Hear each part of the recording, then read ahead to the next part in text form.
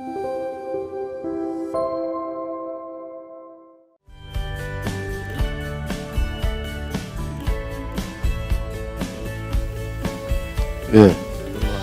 전 서울시 노사민정협의회 대외협력팀장을 맡고 있는 박희석입니다. 반갑습니다.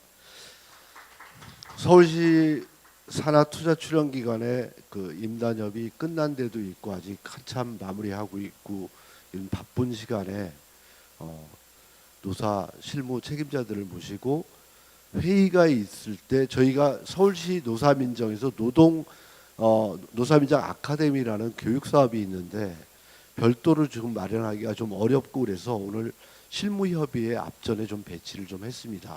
그래서 회의 시간을 좀 타이트할 텐데 저희 연말이고 올해가 있고 사실 그 서울시 산하투자출연기관의 교육 사업을 하긴 해야 되는데 오늘 불가피하게 이렇게 좀 겹쳐서 짧게 좀 하게 됐고요. 그 열린 강의의 시작에 저희 또 서울시 노사민정에 서울시에서 오랫동안 근무하시다가 새로 좀 부임하신 사무국장님 모시고 부임 인사말과 열린 인사말을 좀 간단히 듣고 바로 강충호 교수님 모시고 강의 시작하겠습니다. 이원철 사무국장님 모시겠습니다.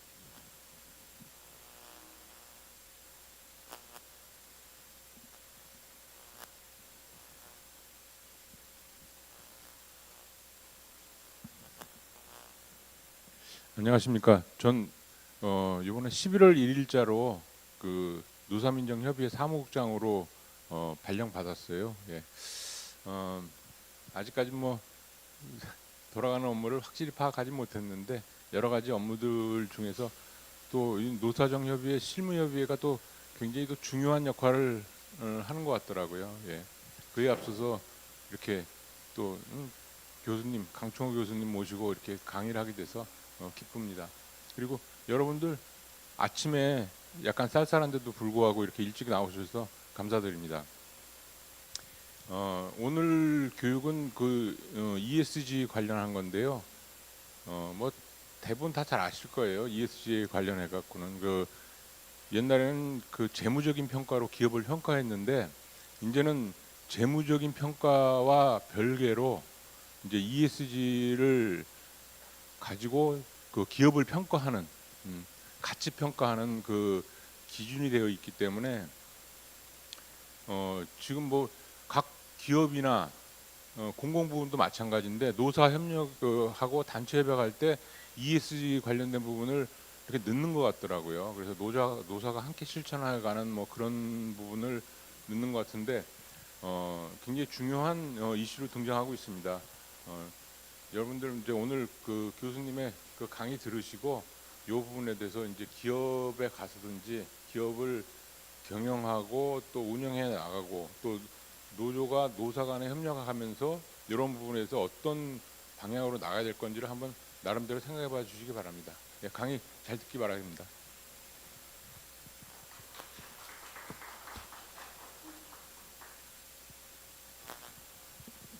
네. 서울교통공사 오셨습니까?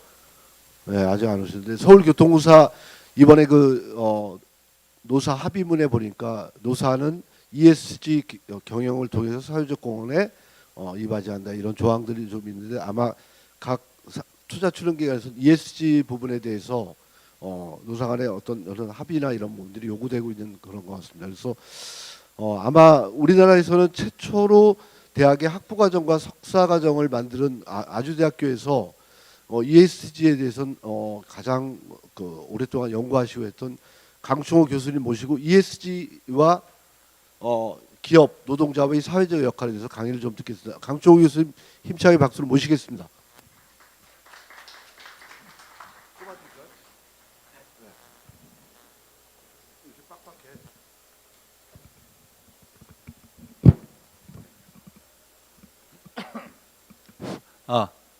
반갑습니다. 예, 제가 오늘도 느낀 건데 항상 교육장에 보면은 뒷자리에 앉으시더라고요. 그래서 다음에는 요 앞자리에 꿀을 좀 발라 놓으시던가 아니면은 금송아리를 한 마리씩 이렇게 둬서 앞으로 앉으시게 하는 게 좋지 않겠나 싶었습니다.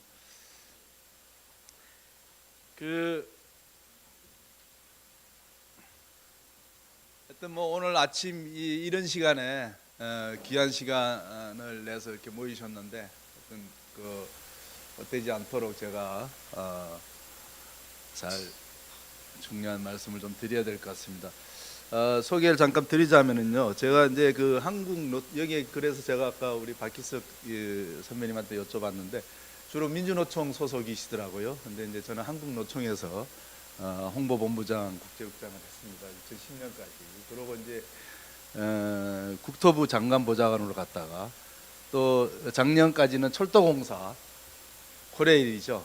거기서 또 사측 간부로 일을 했습니다. 그러다 보니까 이제 노사정을 다 이렇게 두루 경험을 하게 된 것 같습니다. 그러고 이제 지금 학교에 와서 이렇게 ESG를 주제로 가르치고 있습니다.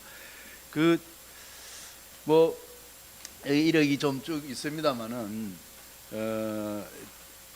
이 책이 이게 그 사단법인 한국 퇴직자 총연합회라고 있어요. 여기에 이제 그 한국노총 출신의 간부 들이 만든 이제 퇴직자를 위한 조직입니다. 그러니까 이제 아직은 큰 조직이 아닌데 외국 선진국 같은 데는 은퇴자 조합, 퇴직자 조직이 엄청나게 파워풀해요. 노동조합보다 더 영향력이, 사회적 영향력이라든지 이런 게 큽니다. 그래서 여러분들 혹시 뭐 뉴스나 이런 데서 들어보셨겠지만은 유럽, 프랑스나 뭐 그 이태리나 이런 데서 연금을 그 조금 줄였다가는 뭐죠? 정권이 바뀌는 정도로 그 정도로 영향이 큽니다. 이제 그런 이제 조직이 퇴직자 조직인데 여기서 이제 그 이 지난주에 이 책 출판 기념회를 했습니다. 이 책이 뭐냐면은 이제 그 퇴직한 이제 선배들한테 제2의 인생 2막을 어떻게 준비할 것인가 하는 거를 이제 경험담을 이게 그 글을 받아서 묶은 책입니다. 제가 이제 이 책을 말씀드리는 이유는 여기에 제 글이 실렸습니다. 이게 그래서 이제 오늘 강의하는 주제하고도 관련이 있어서 말씀드리는데 제 글의 제목은 노동과 ESG의 만남을 통해서 행복한 노후를 꿈꾸다. 이게 제 제목입니다. 그래서 이게 보시면은 제가 이제 한국노총의 국제국장으로 근무하던 중에 2005년부터 ISO 26000이라고 여러분들 들어보셨을 겁니다. 들어보신 분? ISO 26000 한 분도 없어요? 아마 들어보셨을 건데 아직 몸이 굳어서 안 드시는 것 같은데 ISO 9000은 아시는 분? ISO 9000 품질 경영에 관한 국제 인정 표준입니다. 9001 거기 끄떡끄떡 하시는데 손을 안 드세요. ISO 9001이 있고 그죠? 그 다음에 ISO 14001 들어보신 분? 그건 환경에 관한 국제 인정 표준입니다. 그죠? 그래 그 마찬가지로 ISO 26000은 사회 책임에 관한 국제 표준입니다.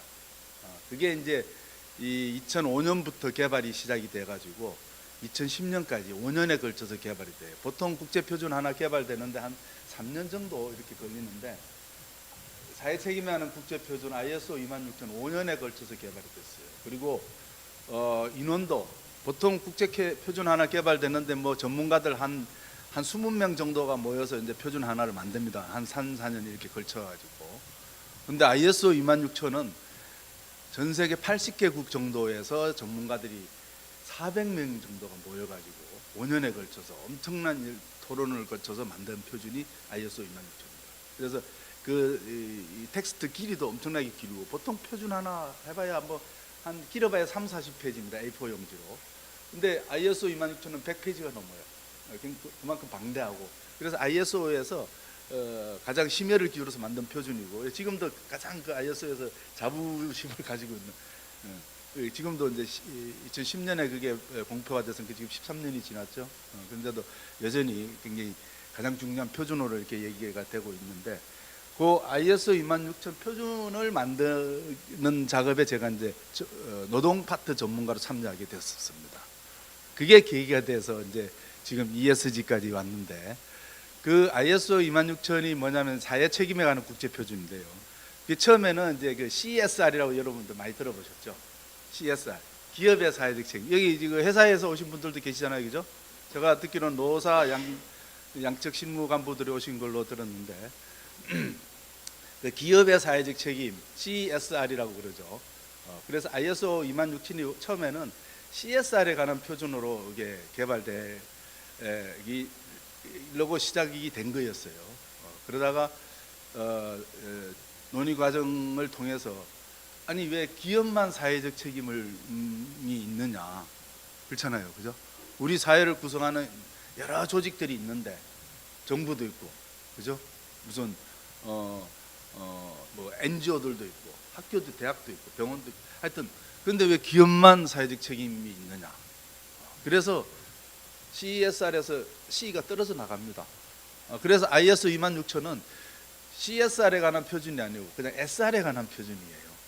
사회적 책임에 관한 표준. 그 얘기는 뭐냐면은 기업뿐만 아니라 모든 조직에 적용이 되는 사회적 표준을 만든 겁니다. 모든 조직에 형태와 규모와 무슨 뭐 이런 거에 관계없이 뭐 공공 부분이든 민간 부분이든 관계없이 모든 형태, 모든 유형의 조직에 적용되는 표준입니다. 그래서 제가 그 ISO 26000 표준 개발에 참여하게 되면서 모든 조직에 적용되는 표준이기 때문에 그 얘기는 뭐냐면은 노동조합도 적용 대상이 되는 거예요. 그래서 저는 이제 그때 노조 간부로서 그 개발 작업에 참여를 하면서 이 표준을 우리 노동조합에 어떻게 적용을 할 수 있을까를 가지고 고민을 하게 됐습니다. 그게 이제 그러면서 이제 만나게 된 것이 이제 노조의 사회적 책임이라는 그 화두를 갖게 됐습니다. 그래서 2010년 이제 ISO 26000이 만들어지고 나서부터 노조의 사회적 책임, 이제 Union Social Responsibility 가지고 USR이라고 그럽니다, 그죠? 줄임말로. 그래서 USR에 관해서 이제 제가 뭐 연구도 하고 연구 보고서도 쓰고 뭐 이랬었습니다. 그러면서 좀 이제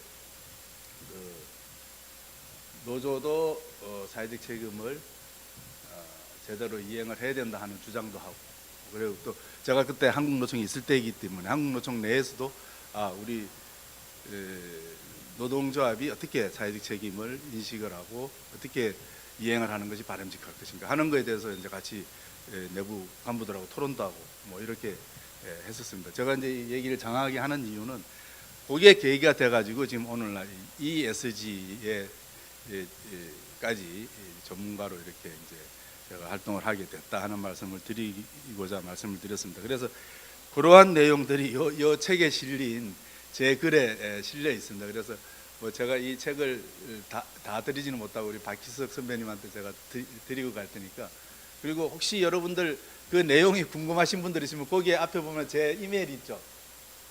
그 맨 앞에 이메일 있죠. 이메일로 그 내용을 좀 한번 읽어보고 싶습니다라고 이메일 보내주시면 제가 파일로 보내드릴게요. 뭐 이게 제가 뭐 꼭 제 자서전처럼 이게 쓰다 보니까 그렇게 되긴 했는데 그게 ESG에 대한 내용도 있고 그다음에 사회 책임에 관한 내용도 좀 어떻게 해서 어떤 과정을 거쳐서 어떤 내용으로 제가 고민을 했고 이런 것들이 좀 담겨 있어서 여러분들 그 활동하시는 조금 도움이 될 수도 있을 것 같아서 제가 말씀을 좀 드렸습니다.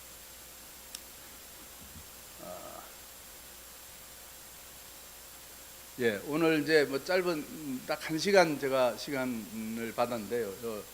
1시간에 사실 이게 그 얘기하기가 좀 벅찬 내용들입니다. 사실 오늘 얘기할 내용이 이게 이제 대학에서 한 학기 강의할 내용입니다. 한 학기면 한 15주 정도 강의할 내용을 이제 1시간에 강의를 해야 돼서 굉장히 이제 타이트할 것 같습니다. 근데 먼저 ESG에 대해서 여러분들 뭐 다들 아시겠습니다만은 중요한 내용만 몇 가지 좀 짚어보고, 그 다음에 이제 ESG를 다 여기저기서 얘기들을 하는데 제가 이제 느끼는 문제식은 그렇습니다. 제가 이제 노조 간부 활동을 했어서 그런지 몰라도 뭐냐면 ESG에서 특히 이제 S, 그러니까 사회 부분이거든요. 사회가 뭐냐? 사회가 뭐라고 생각해요? E는 환경이라는 거 하잖아요. S가 사회라는 건 아는데 사회가 뭐 어떻다는 거냐. 그래서 그 S는 뭐냐면은 사회 책임입니다. 그래서 제가 이제 ISO 26000을 말씀드렸던 이유는 그 S가 사회 책임을 뜻하기 때문에 말씀드린 거예요. 이 ESG의 S는 사회 책임이다 이렇게 보시면 될 것 같고, 그 다음에 이제 G는 이제 거버넌스죠. 그래서 그런데 이 ESG에 대해서 이제 뭐 요즘 가는 데마다 이제 ESG를 얘기를 해요. 기업 하시는 분들도 그러고 뭐 많은 분들이 얘기하는데, 그 사회 책임에 있어서 가장 핵심적인 부분은 인권과 노동입니다. 사실 노동 파트가 가장 핵심적인 부분이에요, 실질적으로. 근데 노동을 얘기하는 사람이 없어요. ESG는 얘기하면서도 노동은 쏙 빼고 얘기를 하더란 말입니다. 그래서 그게 여기 뭐 기업의 사측의 간부들 오신 분들도 계십니다만은, 그게 이제 우리 사회의 어떤 노동에 대한 약간의 인식들하고 관련이 있는 게 아닌가, 제가 그런 생각을 좀 합니다. 뭐냐면 우리 사회에서는 노동에 대해서 조금 부정적인 인식들을 좀 가지고 있는 것 같아요. 그리고 이제 노동조합 그러면 먼저 이렇게 막 투쟁 이런 인식들 하게 되면서 좀 무서운 그런 조직 이렇게 인식들이 좀 돼 있는 것 같고, 그래서 뭐냐면 노동 이슈가 그렇게 대단히 중요함에도 불구하고 이게 피하고 싶은 거예요. 노동 이슈를 왠지 불편한 거예요. 그래서 ESG를 얘기하면서도 노동을 쏙 빼고 얘기하고 있지 않는가 이런 생각입니다. 근데 뺄 수가 없는 거예요. 왜냐하면 핵심적인 내용인데 저걸 빼고는 ESG를 얘기를 할 수가 없는 거예요. 더군다나 여러분들 이제 얘기 많이 들어보셨을 겁니다. 내년부터 뭐 좀 이따 얘기할 건데, 내년부터 유럽에서는 ESG 공급망 실사라고 하는 지침이 발효가 됩니다. 공급망이라고 그러면 뭐죠? 협력사예요. 협력사, 그죠? 그러니까 이제 지금은 뭐냐면은 ESG가 그 자기 회사의 ESG뿐만 아니라 협력사들에 대한 ESG 이행 정도도 그걸 이제 점검을 하겠다는 거예요. 유럽에서는. 다시 말씀드리면 유럽 시장에 들어오는 모든 이제 뭐 유럽 시장에 수출하는 기업들 있지 않습니까? 그 기업들이 그 기업의 ESG 실태뿐만 아니라 그 제품을 만드는 데 참여했던 많은 그 협력사들, 부품을 공급하고 뭐 재료를 공급하고 하는 그런 협력사들도 그런 제품을 생산하는 과정에서 얼마만큼 ESG를 잘 이행을 하면서 생산했느냐 하는 거를 따지겠다는 겁니다. 그래서 그 문제가 되면은 이제 유럽 시장에서 퇴출시키겠다는 거예요. 그게 공급망 실사에 관한 지침이고 법입니다, 지금. 그런 것들이 이제 시행을 앞두고 있기 때문에 우리 기업들이 이제 노동 문제를 살펴보지 않을 수가 없다, 그런 상황이다 하는 겁니다. 그래서 저희가 이제 그런 문제의식을 가지고 최근에 이제 ESG와 노동에 관한 이슈를 좀 본격적으로 제기를 하려고 합니다. 저희 뭐 학교에서 할 수는 없고, 제가 이제 이 ESG와 관련된 NGO 활동을 같이 하고 있는데, 사단법인, 국회에 등록된 사단법인입니다. 사단법인 ESG 코리아라고 있습니다. 거기서 노동 ESG 포럼이라는 TF를 만들어서 두 가지 작업을 지금 동시에 진행을 하고 있습니다. 하나는 국회에서 12월 19일 날 ESG와 노동이라는 주제로 정책 토론회를 합니다. 그건 이제 민주당의 이수진 의원과 국힘당의 김영동 의원, 그리고 정의당의 이현주 의원 세 분 공동 주최로 하고 우리 사단법인 ESG 코리아가 주관으로 해서 토론회를 합니다. 19일 날 오후 2시에 여러분들한테 나중에 알려드릴 테니까 시간 되시면 꼭 뭐 한번 참석하셔서 좀 같이 공유를 했으면 좋겠고요. 또 하나 작업은 ESG와 노동이란 주제로 지금 책을 하나 내려고 지금 준비를 하고 있습니다. 그래서 이제 집필진을 이렇게 모으고 어느 정도 지금 이제 집필진은 좀 구성이 좀 어느 정도 되어 있는데, 그 작업을 진행을 해서 제대로 되면 내년 2월 정도에 책을 출판을 하려고 지금 하고 있습니다. 그래서 그 책이 나오면은 여러분들 좀 많이 좀 읽어봐 주십사 하는 말씀 좀 드립니다. 이게 언제 넘어갔죠? 네. 좀 빨리 넘어가겠습니다. 벌써 20분이 지났네요. 그 이제 이런 보고서 요걸 보시면은 이제 ESG가 등장하게 된 이제 과정을 쭉 살펴볼 수가 있습니다. 보시면은 여기에 이제 그 1992년에 유엔 기후 변화 협약이 채택이 됩니다. UNFCC Framework Convention on Climate Change 해가지고 UNFCCC입니다. 그래서 이 여러분들 이제 그 언론에서 가끔 이제 그 뉴스로 듣는 게 COP 회의라는 게 있어요. COP 회의. 지금 이제 내일 모레 11월 30일, 오늘이 29일이죠. 내일이네요. 내일부터 이제 두바이에서 열리는 COP 28차 회의가 열립니다. 그게 COP가 Conference of Parties. 파티가 뭐냐면 당사국인데 그 당사국이 무슨 당사국이냐?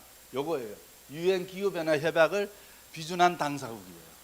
그 비준 당사국은 지금 전 세계 195개국인가 그럽니다. 거의 전 세계 모든 국가가 비준을 했어요. 그래서 그 국가들의 대표들이 모여서 하는 회의가 COP 회의인데 그게 이제 95년부터 아마 1차 회의가 시작이 됐을 겁니다. 그래서 지금 올해 28차 회의. 중간에 한번 코로나 때문에 한 번 건너뛰었어요. 회의가 안 열리고. 그래서 올해 28차 회의인데 거기서 이제 기후 변화 대응에 관한 중요한 정책들이 결정이 됩니다. 요즘 기후 변화 대응과 관련해서 가장 많이 우리가 듣는 얘기가 뭐죠? 무슨 석탄 그 탄소 중립, 그죠? 탄소 중립 얘기 많이 들으실 거고 그 관련해서 뭐 RE100이라든지 이런 얘기, 재생에너지 100% 이런 얘기 많이 들으실 거고 그 다음에 듣는 얘기가 여러분들 1.5도씨 얘기 많이 들어보셨죠? 지구 평균 기온 1.5도씨 그런 것들을 다 정한 게 COP 회의에서 정해요. 물론 이제 그 IPCC라는 그 전문가 단체에서 보고서를 내면은 그 보고서를 토대로 해서 결정은 COP 회의에서 합니다. 그 정도로 이제 전 세계적인 이제 그 정책이 결정되는 회의인데, 그 이제 COP 회의가 이제 저 유엔 기후 변화 협약을 채택한 회의고, 그래서 이번 회의에서도 아마 중요한 논의들이 좀 이루어질 겁니다. 지금 쟁점이 되고 있는 이슈가 뭐냐면은 석탄 사용을 이제 금지시키자 하는 논의를 좀 하고 있어요. 그 석탄을 비롯한 화석연료에는 석탄뿐만 아니라 뭐가 들어가죠? 석유가 들어가요. 석유가 지금 사실 우리나라뿐만 아니라 전 세계 에너지의 거의 가장 많은 비중을 차지하는 게 석유잖아요, 그죠? 근데 화석연료, 그러니까 이제 이 탄소의 가장 주범이 화석연료가 탄소 배출에 가장 큰 비중을 차지하고 있기 때문에 탄소 배출을 줄이기 위해서는 결국은 화석연료를 줄일 수밖에 없는 거예요, 그거는. 그렇게 될 수밖에 없는데, 그래서 지금 COP 회의에서 화석연료를 사용을 아예 금지시키자 하는 논의가 지금 되고 있습니다. 근데 몇몇 나라들이 극력 반대를 하죠. 그런 나라들이 어떤 나라들이 있을까요? 중국. 이게 사실은 2년 전 회의에서 거의 합의에 이를 뻔했었어요. 2년 전 그 영국 그래스고에서 26차 회의에서 격렬한 토론이 있었는데 거의 합의에 이를 뻔했는데, 그때 이제 중국과 그 다음에 인도 그리고 호주는 왜냐하면 그 석탄 생산을 많이 하거든요. 거기는 석탄이 아마 호주의 큰 그 수출품 중에 하나일 겁니다. 그런 나라들이 극력 반대를 하고, 그 다음에 어디요? 산유국들. 예. 그래서 이번 회의가 그 두바이에서 열린단 말입니다. 아랍에미레이트 두바이에서. 거기도 산유국이잖아요. 그래서 아마 이번 회의에서도 그 화석연료 사용 금지 합의가 되기는 어려울 거다, 이런 관측들을 하고 있습니다. 논의는 되겠지만은. 그래서 그게 이제 유엔 기후 변화 협약이고요. 그래서 여기에 의해서 뭐 교토 의정서가 채택이 되고 쭉 이제 이어져 오는 흐름이 하나 있고, 뭐냐면 이제 ESG가 등장하게 된 배경을 말씀드리는 겁니다. 그게 한 흐름이 이제 기후 변화에 대응하는 이제 흐름가 있고, 또 하나의 흐름은 뭐냐면은 이게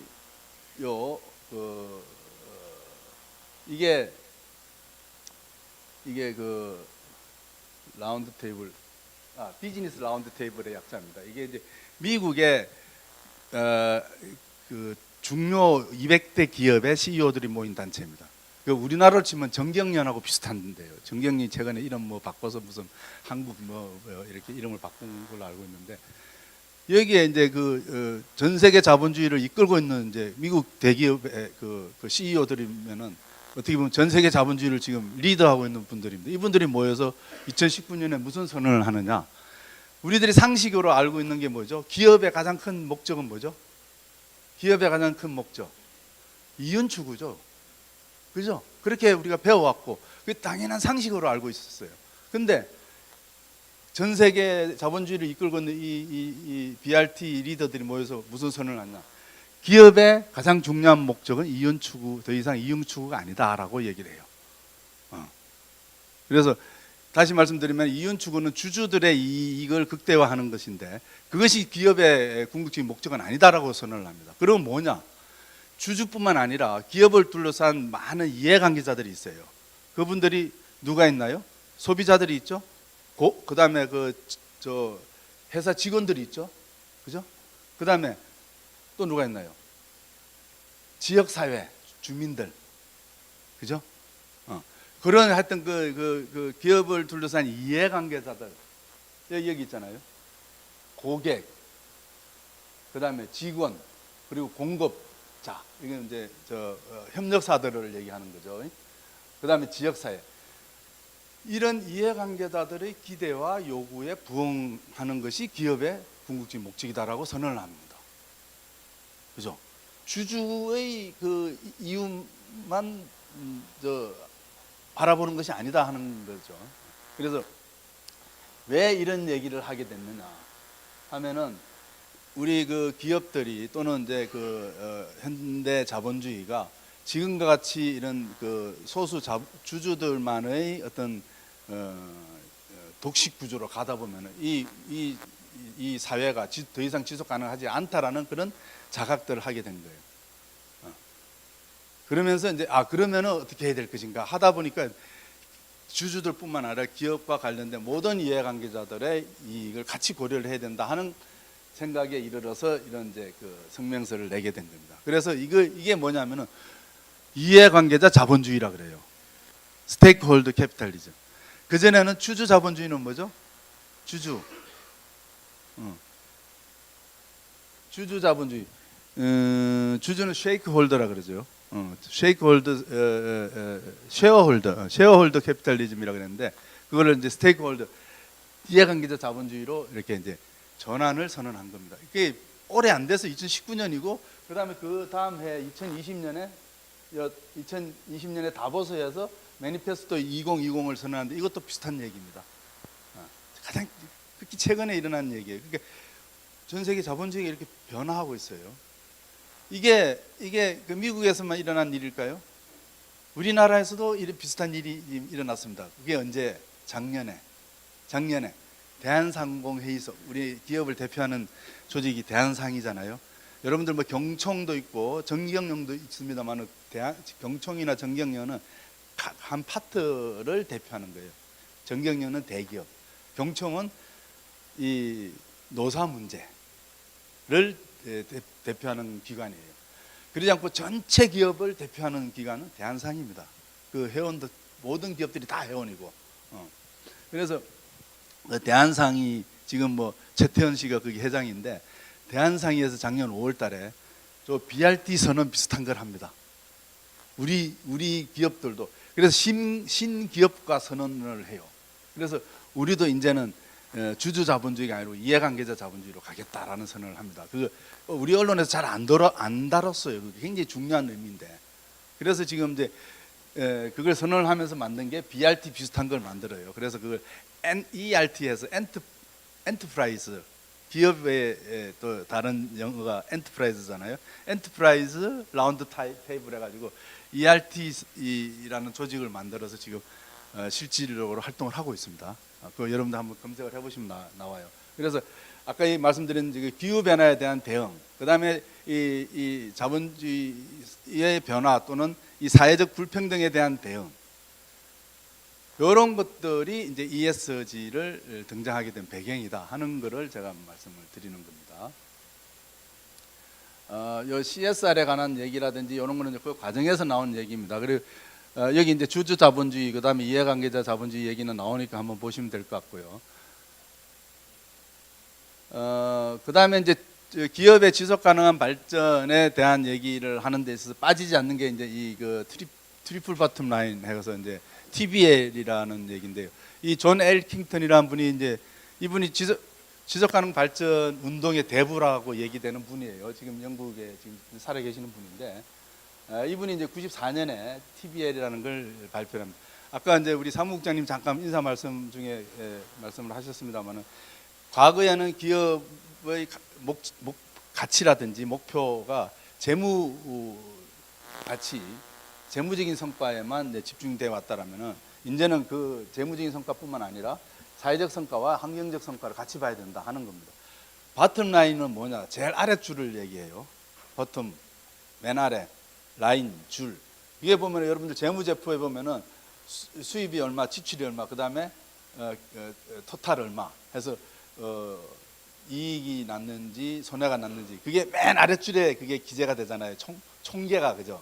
그게 그래서 바텀 라인이에요. 그래 그 바텀 라인에 과거에는 재무 성과만 봤는데 기록했는데 이제는 그것만 기록할 게 아니고 환경적인 성과와 사회적인 성과 같이 기록해서 플러스 마이너스 해가지고 그래서 총계가 플러스인지 마이너스인지를 봐야 된다 이런 개념입니다.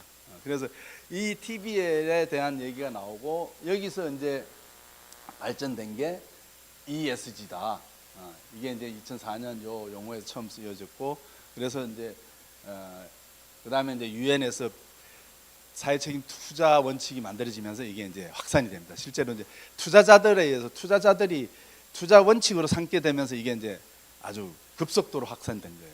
여러분들 CSR은 그보다 먼저 만들어졌죠. 아까 말씀드렸지만은 먼저는 아닙니다만 비슷한 시기에 이제 ISO 26000이 2010년에 개발이 되고 했지만 별로 이게 잘 알려지지 않았어요. 사람들이 잘 모릅니다. CSR에 대해서. 근데 ESG는 이게 막 나오자마자 막 이게 이제 막 기업들이 너도 나도 막 이게 ESG를 얘기를 하게 되는 배경에는 이게 있어요. 투자사들이 뭐냐면 이제 기업을 하려면은 자금을 끌어와야 되는데 투자를 받아야 되는데 그죠? 그러니까 투자를 받기 위해서는 ESG를 안 하면 이제 투자를 못 받게 되는 거라. 저 이제 그 UNPR 저기에 이제 모여 있는 그 투자사들이 전 세계에서 가장 유명한 큰 투자사들이 다 모여 있습니다. 우리나라 주식시장에도 큰 손으로 들어와 있는 사람들이에요. 저 사람들이 다. 그 중에 대표적인 이제 그 투자사가 그 블랙락이라고 있잖아요. 블랙락 같은 데는 전 세계에서 가장 큰 투자사입니다. 굴리고 있는 자산이 우리 돈으로 한 10경 정도 됩니다. 엄청난 돈을 굴리고 있죠. 그런 이제 투자사에서 그 2000년 이후에 이제 블랙락의 이제 그 CEO 레리 핑크라는 분이 이제 그 고객들한테 보낸 편지에 이렇게 씁니다. 우리 회사가 앞으로 투자를 결정할 때는 ESG를 보겠다. 그 기업이 ESG를 잘하고 있는지 아니면 외면하고 있는지를 봐서 투자를 결정하겠다. ESG를 못하는 기업에 대해서는 이제 투자를 안 하겠다 하는 선언을 합니다. 실제로. 그러니까 이제 ESG를 제대로 안 하면 이제 투자도 못 받는, 자금도 못 끌어오는 그런 시대가 지금 되고 있는 거예요.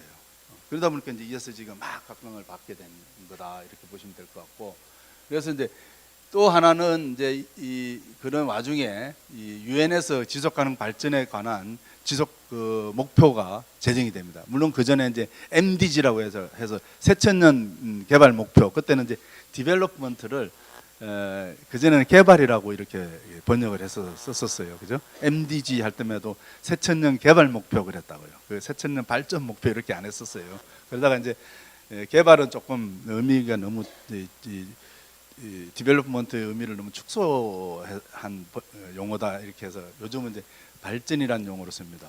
그래서 이제 지속가능 발전 목표라 그러죠. 지속가능 개발 목표라고 안 그러잖아요. 그죠?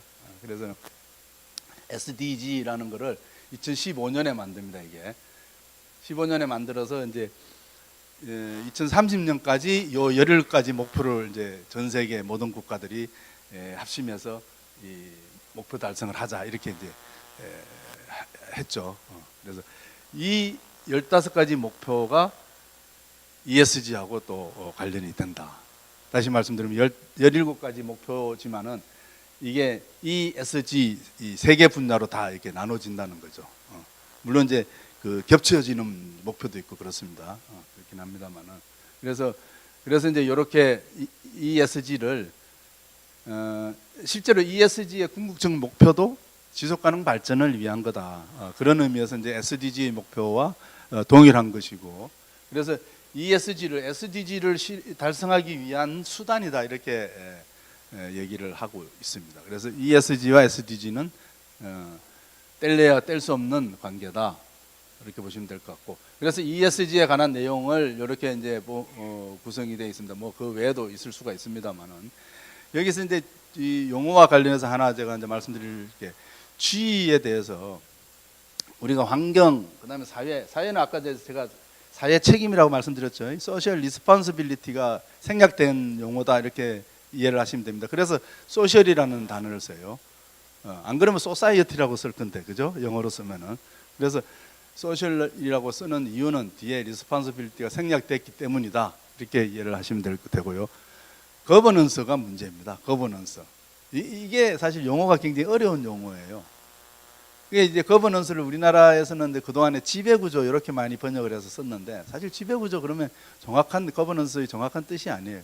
거버넌스는 뭐냐면은 민주적이고 투명한 방식으로 의사 결정을 하고, 그렇게 해서 결정된 의사를 또 민주적이고 그 방식으로 실천을 해나가는 그런 과정, 일련의 과정 전체를 얘기하는 거예요.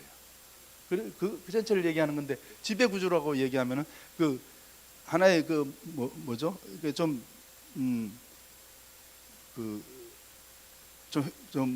통일적인 그 의사결정 구조만 얘기하는 그런 이제 좀 제한되는 그런 의미이다. 그리고 이제 또 거버넌스를 또 협치라고 이렇게 또 번역해서 쓰시는 분들도 있어요. 협치는 하나의 또 이행 과정만 또 이게 강조하다 보면 협치 이렇게 나오고, 그래서 이 정확한 우리말이 없어요, 사실은 거버넌스. 그래서 이제 요즘은 거버넌스라고 아예 쓰고 있습니다. 그 ISO, 여러분 제가 이제 다시 ISO 얘기를 하는데, ISO 37000이라고 있어요. 37000, 그게 뭐냐면 조직의 거버넌스에 관한 국제 표준입니다. 제가 이제 그 국제 표준을 이제 번역을 해서, 보통 이제 KS 표준이 국제 표준이 나오면은 번역을 해서 이제 KS 표준으로 냅니다. 그래서 아까 얘기한 ISO 26000 같은 경우도 KS 표준으로 번역이 돼 있어요. 그래서 그 표준의 넘버는 KSA, A 가운데 A가 붙고 ISO 26000 이렇게 돼 있습니다. 그게 2021년에 이제 번역판이 나왔는데, 그 이제 번역 작업을 이제 제가 그때 하고 있었던 이제 협동조합에서 작업을 했었어요. 제가 이제 뭐 개발 과정에도 참여했었기 때문에. 그리고 이제 37000도 제가 이제 재작년에 번역을 해놨었습니다. 근데 저거 할 때 제가 고민을 많이 한 거예요. 거버넌스를 어떻게 표현을 할까. 그래서 우리나라는 이제 지배구조라고 쓰고 있는데 이거는 좀 정확하지 않다.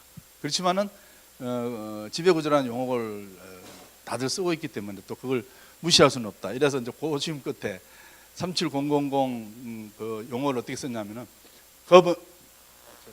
거버넌스라고 쓰고 가로해서 지배구조 이렇게 표현을 했습니다. 그게 아직 KS 표준으로 안 나왔는데 아마 내년 초쯤에 나올 거예요. 지난달에 이제 최종 회의를 통과를 해서 발효를 앞두고 있습니다. 내년 초쯤에 나오면 아마 거버넌스 가로해서 지배구조 이렇게 해서 나올 겁니다. 참고로 제가 말씀드렸고요. 아이고, 요거 일장 얘기하니까 지금 시간이 다 갔네요. 뭐 ESG에 대한 뭐 부정적인 테슬라 이런 사람이 그 머스크 이런 사람이 뭐 ESG는 사기다 뭐 이런 얘기도 하고 했는데, 근데 문제는 이제 ESG는 이제 이 대세다, 갈 수밖에 없는 대세다 이런 말씀을 드립니다. 여기에 보시면은 이게 비백 라마스와미, 이제 이 사람이 대표적인 이제 그 비판론자 중에 하나인데, 제가 얼마 전에 텔레비 뉴스 보다 깜짝 놀랐어요. 이 사람 이름이 나오는 거예요. 라마스와미, 인도계인가 하여튼 그럴 건데, 이 양반이 지금 그 공화당의 대선 후보로 지금 뛰고 있어요. 한번 보시면은 공화당의 대선 후보 중에 젊은 친구가 아주 그냥 말도 잘하고 그냥 뭐 제2의 트럼프니 뭐 이런 사람이 있어요. 근데 사고는 굉장히 극우파입니다. 극우파인데 이 양반이에요, 이 양반. ESG에 대해서 그렇게 비판했던 이 양반이 지금 공화당 대선 주자로 뛰고 있더라고요. 한번 보십시오. 뉴스 한번 찾아보세요. 그 ESG 워싱이라고 해가지고 이제 뭐 제대로 하지 않으면서 하는 척하는 거 이거죠. 그린 워싱에서 나온 건데 요즘 ESG에서도 워싱 얘기가 나오고 있죠.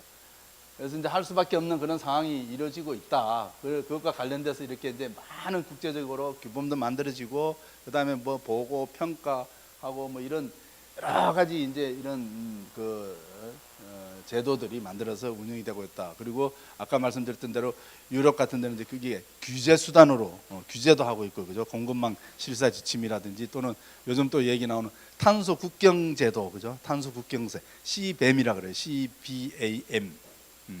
탄소 국경제. 그러니까 이제 우리나라로 또는 우리 지역으로 영내로 들어오는 물건들이 만들어지는 과정에서 탄소 배출을 얼마나 했느냐. 과다하게 했으면 거기에 대해서 세금을 물리겠다 이런 얘기예요. 탄소세의 개념이 이제 그게 현실화되어 가는 그런 상황이다 이런 겁니다. 그래서 이제는 제품 생산 그 제품 생산 과정에서도 탄소 배출을 많이 하면 안 되는 거예요. 이제 세금을 물려요. 이제 그런 제품을 팔려면은 돈을 그 탄소세를 물고 제품을 팔아야 되는 그런 시기가 되고 있는 겁니다.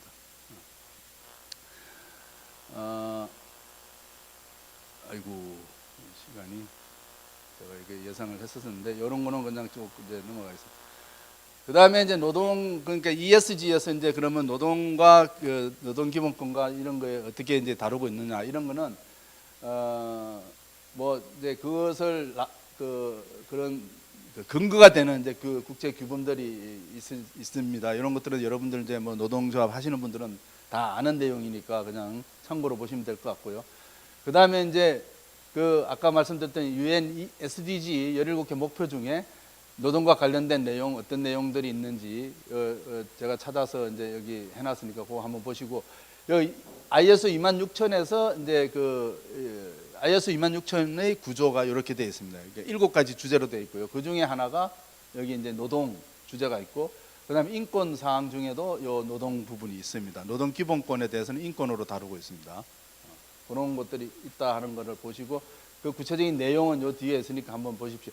다 우리가 아는 내용들입니다. 뭐 결세의 자유, 강제노동 금지, 아동노동 금지, 차별대 금지 요 4가지는 가장 기본적인 인권으로 다루고 있죠. 이거는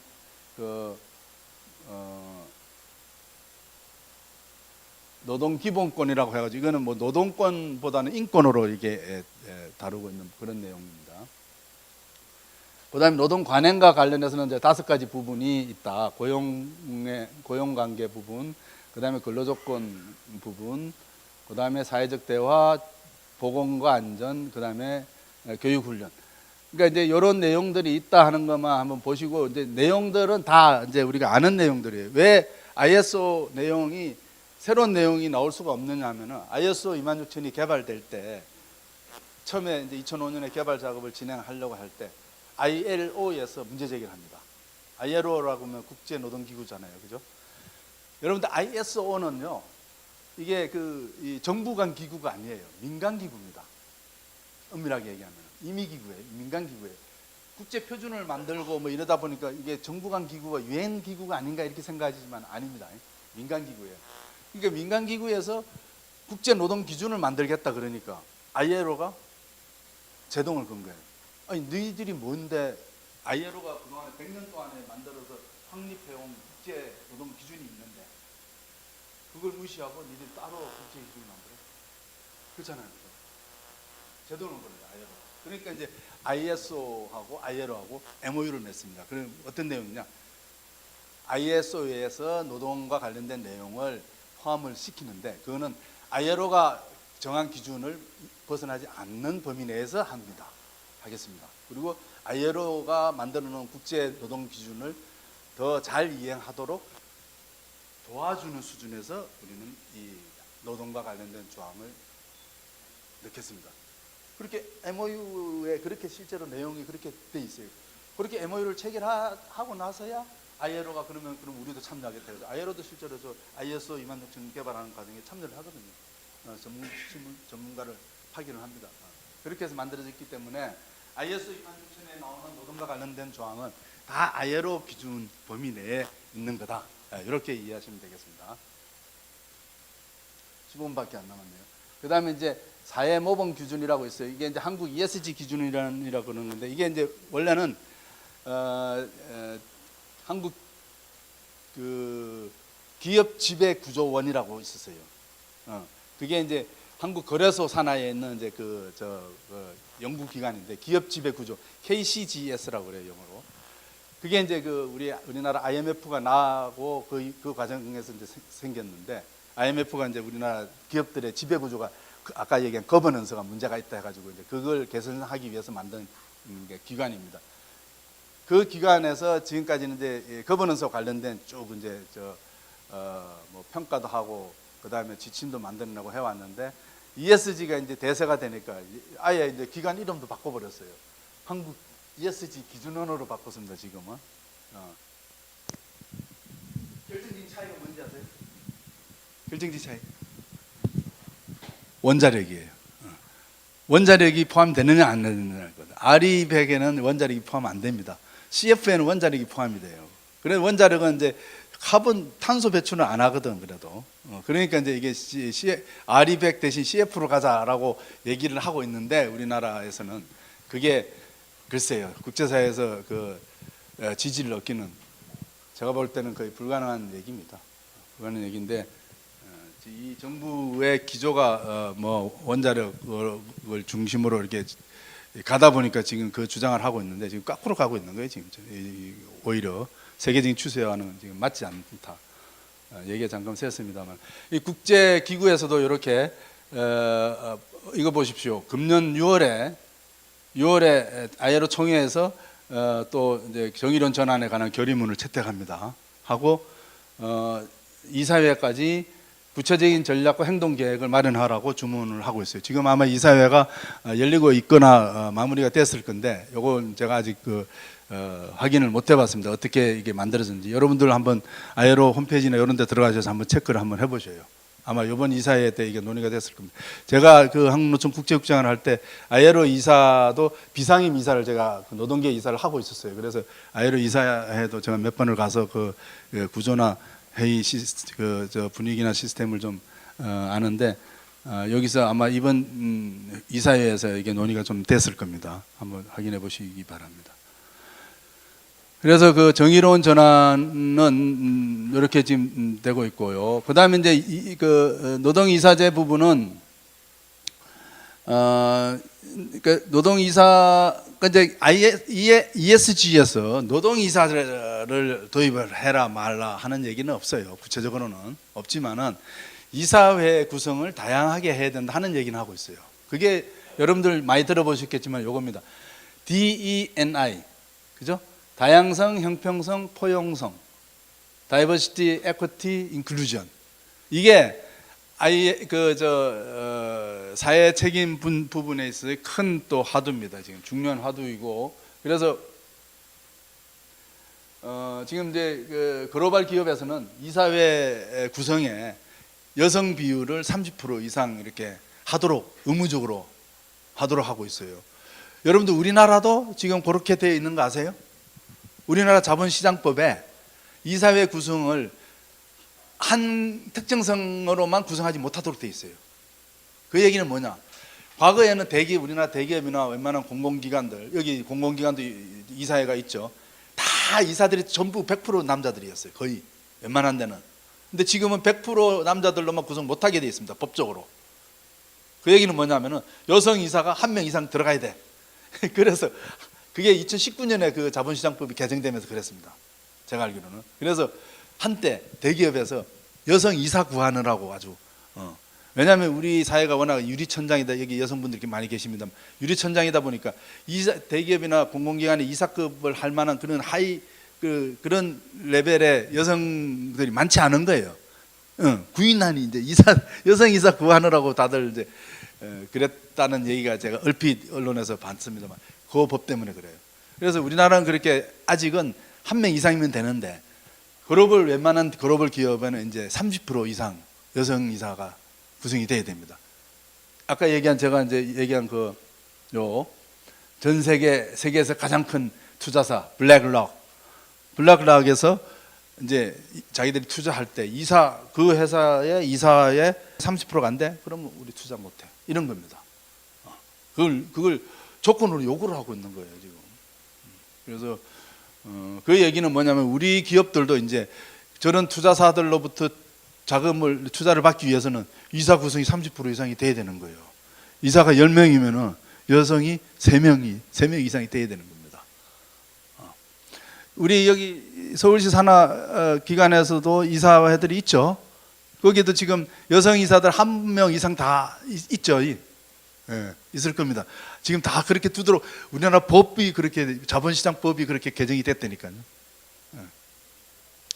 그게 높아질 겁니다. 비율이.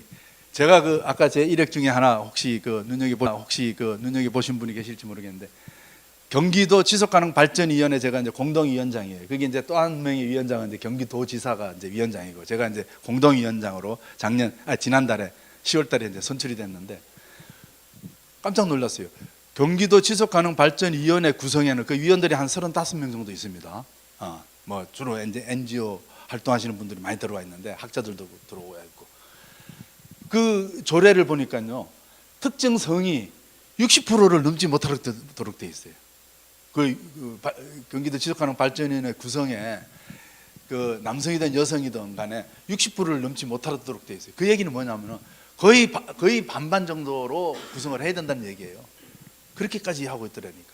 그거는 아직 뭐 물론 이제 그 조직의 특성상 그렇게 이제 조금 그 다양성을 강조하다 보니까 그런 건데 그런 방향으로 가고 있다 이런 겁니다. 이제 적어도 30% 이거는 지금 미니멈으로 가고 있다 이렇게 이해를 하셔야 될 겁니다. 그래서 이런 차원에서라도 노동자들의 의견이나 목소리를 이사회에 반영하는 것은 필요하다. 그런 얘기를 하기 위해서 제가 이제 요 말씀을 드린 거고요. 그 다음에 이제 전통적으로 이 노동자 이사 제도는 노동자 경영창가에서 그 뿌리를 찾아할 수가 있다. 그래서 이제 경영창가가 간접 참가와 직접 참가가 있고 이 그 노동자 이사회는 직접 참가 중에서 의사결정 참가의 한 형태다 이렇게 이해를 하시면 되겠습니다. 그 비슷한 게 이제 노사협의제도 그렇긴 합니다만은 노사협의제는 우리가 잘 알다시피 구속력도 없고 그죠? 그다음에 그 다루는 의제도 한정이 제한이 되어 있고 그래서 이사제하고는 다르죠. 그리고 뭐 경영창가의 개념이라든지 이런 것들은 여러분들 다 아시는 부분이고 찬반이 있는 것도 지금 뭐 현실이긴 합니다만은 어쨌거나 그런 가운데서 이제 지금 그 해외에서 경영창가 제도, 그 이제 노동이사제를 채택하고 있는 나라가 주로 유럽 중심으로 해서 19개 나라가 있습니다. 그 현황들 이렇게 보시면은 뭐 우리나라처럼 이제 공기업만 하는 데도 있고 공기업뿐만 아니라 민간기업 같이 관계없이 규모를 기준으로 이렇게 하고 있죠. 대부분은 그렇게 하고 있습니다. 그리고 이제 가장 유명한 게 이제 독일인데 독일의 이사회는 이렇게 하고 있다 하는 것도 한번 여러분들 참고로 보시면 될 것 같고 요거는 뭐 여러분들이 더 잘 아시는 부분이 이게 뭐 통계가 맞나 몰라요. 지금 서울 같은 경우에 25개 공공기관 중에서 20개 기관에 26명이 임명되어 활동하고 있다고 제가 찾아본 자료에는 있던데 맞나요 이게? 지금 더 되지 않나요? 좀 더 되죠. 예. 그래서 최대 다 100% 이제 임명이 되면 34명까지 임명이 된다고 돼 있는 것 같더라고요. 하여튼 그래서 그러니까 이제 그리고 중앙 정부의 노동이사는 아직 그거보다도 지방 정부보다 오히려 더 지금 초기 단계이다.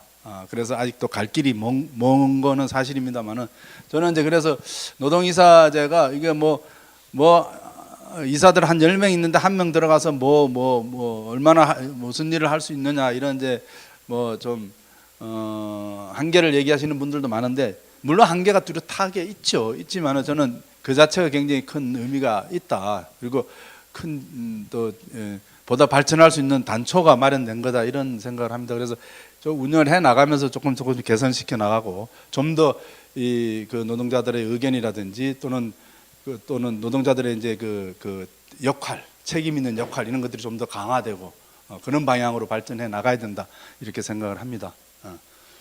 자, 시간이 한 5분 정도 남았는데요. 사실 오늘 얘기의 이게 핵심이 이제 그 ESG와 노사 관계인데, 이거는 그냥 짧게 얘기할 수밖에 없을 것 같습니다. 이 노동조합 운동의 이념을 이렇게 얘기하죠. 보통 경제적 조합주의, 정치적 조합주의, 혁명적 조합주의 뭐 이런 얘기를 하는데, 각각의 물론 뭐 의미도 있고 일리도 있습니다만은 또 한계들도 있기 때문에 요즘은 이제 지금 사회적 조합주의로 이렇게 거의 대부분의 국가에서 수렴되는 그런 경향이다. 그리고 우리나라도 민주노총이 있고 한국노총이 있습니다만은 양조직이 다 사회적 조합주의를 지향하고 있다. 공식적으로는 그렇게 보시면 될 것 같습니다. 그래서 제가 오늘 얘기하려고 하는데, 노동조합의 사회적 책임도 사회적 조합주의라는 그런 이념에 바탕하고 있다, 이런 거고요. 그 다음에 이제 노조의 사회적 책임에 대한 정의를 내린 이제 분들이 여러 몇 분이 계시죠. 뭐 여기 아시는 분들도 계실 겁니다. 김동훈 교수 뭐 요즘 뭐 고려대 총장이시고, 권순은 교수 이 양반 요즘 TV에 많이 나오고 있죠. 우리 권영길 민주노총 초대 위원장님의 사위분이십니다. 숙대 숙명여대 교수신데, 하여튼 아주 활발하게 활동을 하고 계십니다. 뭐 좋아하시는 분들 있고 싫어하시는 분들도 계시겠습니다만 어쨌거나 굉장히 활발하신 것만은 이제 사실이고. 그 다음에 이제 이 노조의 사회적 책임과 관련해서는 여러분들 뭐 조금 비판적인 생각을 가지고 계신 분들도 많으실 건데, 그런 것 중에 하나가 이제 LG전자에서 이게 가장 좀 열심히 하고 있다 보니까, 아니 LG전자 좀 어용 노조 아니야? 이제 이런 생각들이 좀 있으신 것 같아요. 근데 나름대로 그 일리가 있는 부분들이 있다. 그리고 나름대로 노력들을 많이 하고 있다 하는 것을 제가 소개하기 위해서 가져왔는데, 이 이제 기업의 사회적 책임이 CSR이 나온 게 기업의 지속 가능한 발전을 위해서는 아까 말씀드렸던 대로 주주의 이익뿐만 아니라 기업을 둘러싸고 있는 많은 이해관계자들이 이걸 같이 고려를 해야 된다 하는 말씀 드렸잖아요. 노조도 마찬가지다는 거죠. 노조의 주주는 누구죠? 노조의 주주는 조합원이라고 볼 수 있는 거죠. 그러면 주주 외에 노조를 둘러싼 많은 이해관계자들이 있는 거죠. 있죠. 노조도 당연히 지역사회 주민들이 있을 거고, 그죠? 그다음에 노조와 관련된 뭐 정부 당국의 당국자들도 있을 거고, 그보다도 사용자들이 있잖아요. 파트너, 그죠? 사용자 파트너가 있고, 뭐 그다음에 뭐 저 고객들, 소비자들도 사실 노조 이해관계자라고 볼 수 있는 거잖아요. 그런 많은 이해관계자들의 그런 요구와 목소리도 우리가 노조가 이제 이렇게 귀를 기울이고 우리가 할 수 있는 일이 있으면 해야 된다는 겁니다.